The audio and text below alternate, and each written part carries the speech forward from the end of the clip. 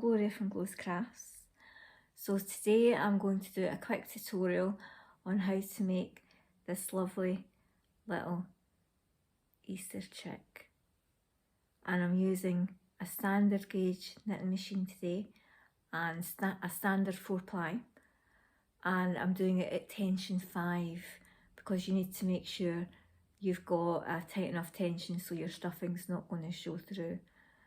So I'll just get my camera sorted and I'll be back in a second. So we start off by knitting the body of the chicken. You can see here there's loose stitches. So what I've done is I've knitted some 10 rows in waste yarn, and then I've also used the nylon cord method so that I can thread a needle through. If you've got a more modern machine, I'm using the Knitmaster model 323 today, and it doesn't have weaving brushes. If you've got a slightly more modern machine, you will have weaving brushes, and what you can do is do the weaving cast on, which is really quick because it means you literally take your end of yarn, pull it, and then you've got your little circle there and you can start to stitch it up later on. So I have 15 stitches, so you start off 15 stitches either side, so that's a total of 30 stitches.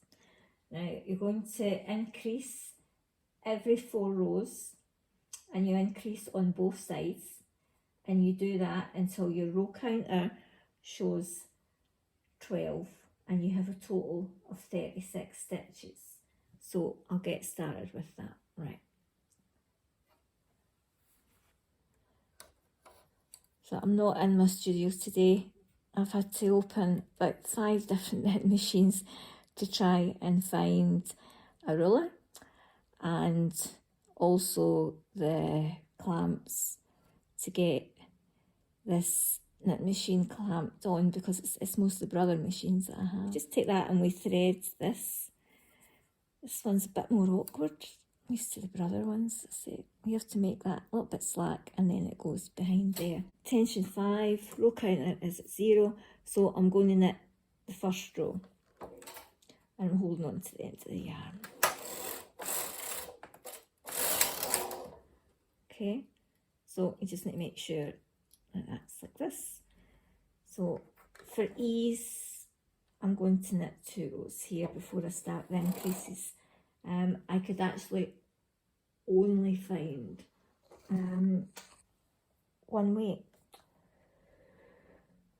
So yeah, so a little bit of an issue today, but I'll still be able to do this tutorial. So I've done 2 rows to start me off. I'm now going to do the increases. The easiest way to do the increases every 4 rows is to bring your left needle forward into working position, and then the needle that's closest to the carriage, you bring that forward, and you take your yarn and you hook it over there, right? So I'm now going to knit 4 rows, and that's your increase. So 1, 2, 3, 4.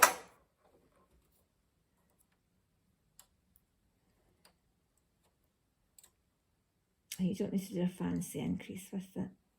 This makes quite a neat edge.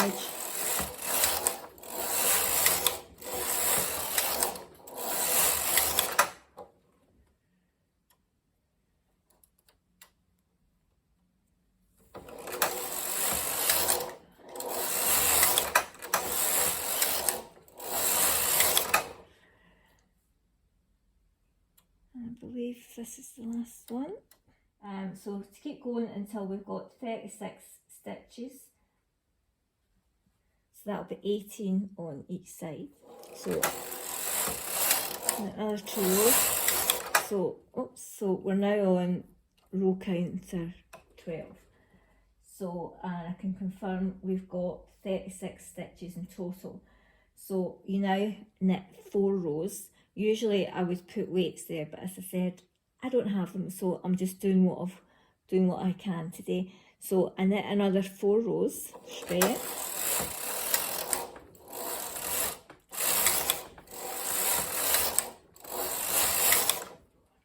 So once I've knitted 4 rows straight, you cast off for each side for the, see the top bit here at the back. So I would recommend what's called the gate post cast off. So we'll move this up here and put this there. So we're casting 6 stitches off. So I'm going to loosen this yarn a little bit. So that helps with the cast off. So take a single prong tool. Took me only 5 knit machines to get this. So I'm going level here, needle forward and back, lift, and then what I'm doing is this stitch here is going behind the gate peg, and I put that on the next stitch. And now I'm going to bring this forward behind the latch and then go like that, and that's your first stitch cast off. So I'm going this way. So you can see here that it's actually catching there, and this means that your cast off stitch will just be that little bit bigger and stretchier. So again, I'm making sure it goes behind the latch, like that.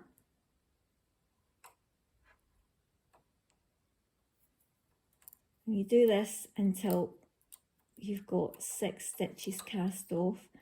The last stitch I usually just do as you would do a decrease.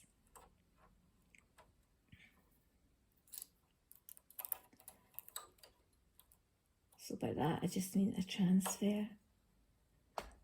Oops, I hope this is recording. Please be recording. Right, so there we go. So almost done. Again, let's keep that level. Behind the gate peg still. Right, so 1, 2, 3, 4, 5. Right.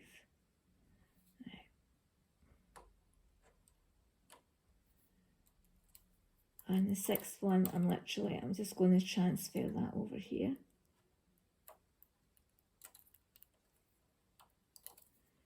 Right, so 1, 2, 3, 4, 5, 6. So I'll put those back in non-working position. Always make sure when you bring your carriage across that it's not caught under any of the brushes, and give it a tug to make sure you've got some tension. I actually find a little bit problem with tension mast. Never mind. So that's the first side done, and I'm now going to repeat it on this side. So I've sorted out the problem with the yarn mast. It's caught up there, but that's fine. So again, I'm making sure that the yarn is loose here, so there's going to be no tension. I've put the weight under because that's going to make it a lot easier. And I learned this technique at Cardona College. I was doing central machine knitting in the late 90s, and I hadn't heard of this until I did that course. So I learned quite a lot of different hints and tips over that college course.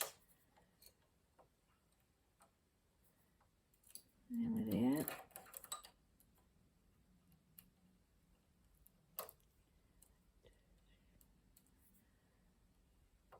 And the next one will be the 6th stitch, so I'm just going to do like it's a decrease. Still going behind the gate peg, and put that on there. And that's 6. So bring your carriage back, make sure to take up the slack. So now we're going to knit the head, so you knit 14 rows straight.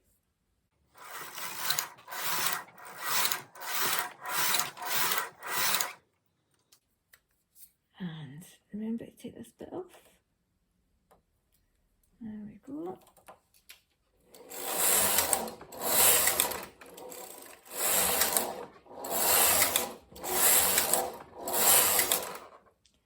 Okay, so that's 14. So you now transfer every alternate stitch to the right needle, and the pattern actually specifies this that you do this. So I'll show you a wee trick I learned many years ago. Haven't seen anywhere else do this, but it's what I do. Right, so I'm selecting every alternate needle here, and I'm going to bring it forward. Then I'm going to bring it back so that the stitch there is still behind the latch. And what this means is it actually speeds things up. So I'm taking the stitch off. Also recommend making sure all your latches are open first. So now I can transfer the stitches, and it means you're not taking your tool back and forward. So it does save a little bit of time. So anything that saves us time, especially if you've got a lot of the same item to make, it ends up mounting up over the day. So yeah, I haven't seen anyone else do this. So I'm passing this tip on to you today. There we go, nearly done. You now do the next couple of rows, you do them at minus your main tension by 2 whole numbers. So I'm doing 5, so I'll take it down to 3. So we've got the carriage at 3.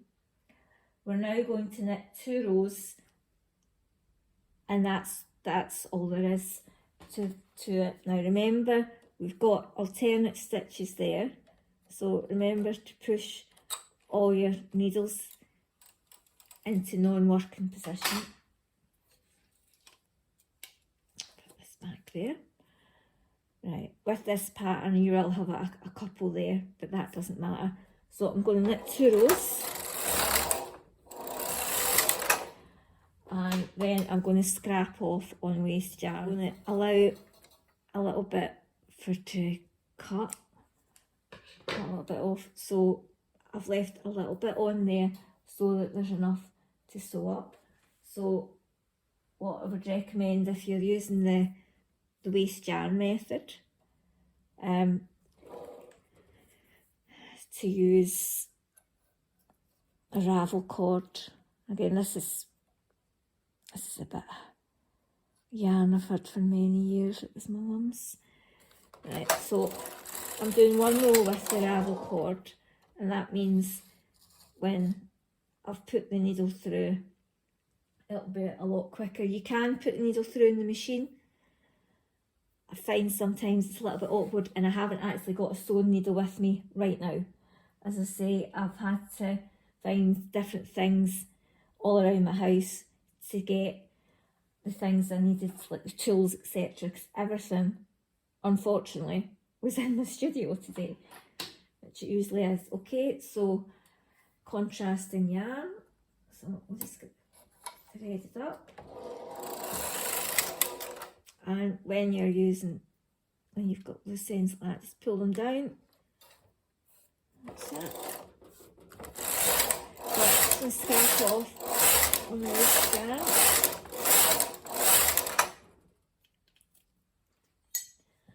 So these are actually quite quick to make, and once you get going, once you've made one, it's like you can make them really quickly.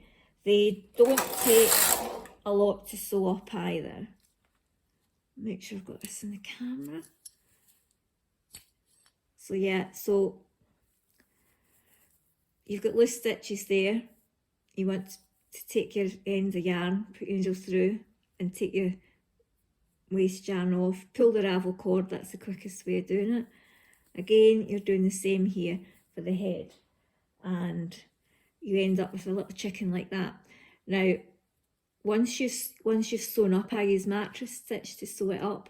Once you've sewn it up, I started from the bottom, sewed up there, and when I got to here, I stuffed part of the body, stuffing, and then stitched the rest to the top, put the rest of the stuffing in, did the drawstring technique up here, and then let's see if I can get this in the camera. What you do is you do little running stitches in your main yarn around the neck, and then you pull that, and that gives the chicken's head, it gives it some shape. And I just use some chunky chenille yarn to put a little scarf. I used embroidery thread for the eyes, and for the little beak here, I cut a very thin oblong of felt, folded it over in half, and then I cut a little triangle shape like that, and then just use thread to do a few running stitches. So if you make some chickens, I'd love to see them. My social media is Glows with an S Crafts, so it's Glows Crafts, all one word. You'll find me on Facebook. I have a Facebook page and group, and you'll also find me on Instagram. I would love to see the chickens. Thank you.